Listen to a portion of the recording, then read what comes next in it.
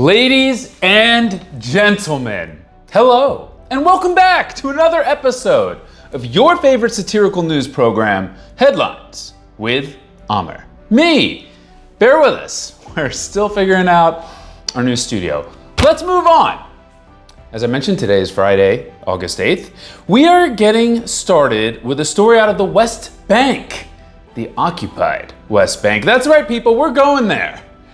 But perhaps not for the reason you think, because we aren't talking about the mass extermination of humans, but rather the mass extermination of crocodiles. That's right, Israel has euthanized crocodiles in a West Bank settlement after their repeated attempts at escape and a pattern of inhumane treatment.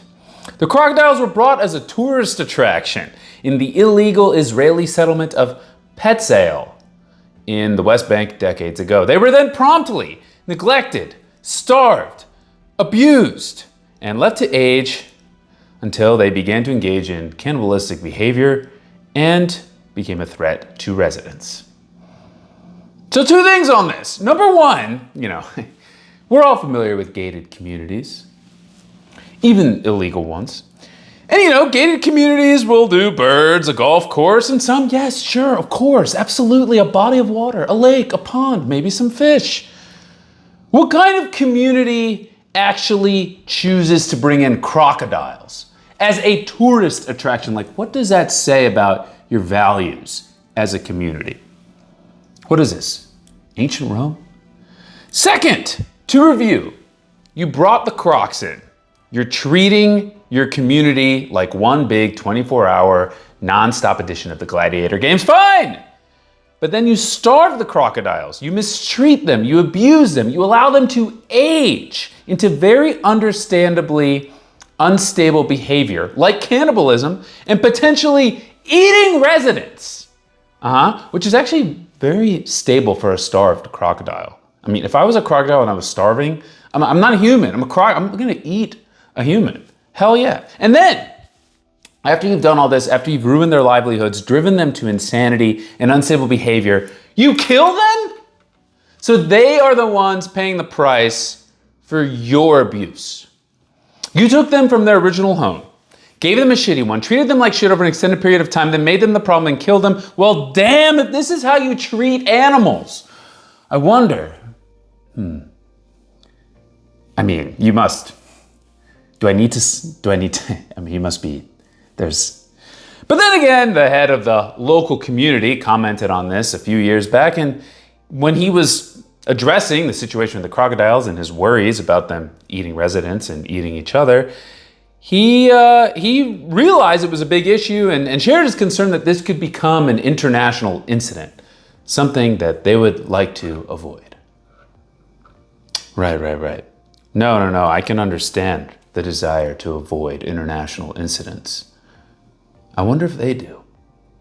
Anyway, I had another headline lined up today that was supposed to be the heavier one to balance out this one, but I'm realizing now that this headline turned out to be a bit darker than I thought it was going to be. So why don't we move into a much lighter option that I had lined up, which is, there's an incident out of Pennsylvania, the rich man's Florida, when it comes to these types of events.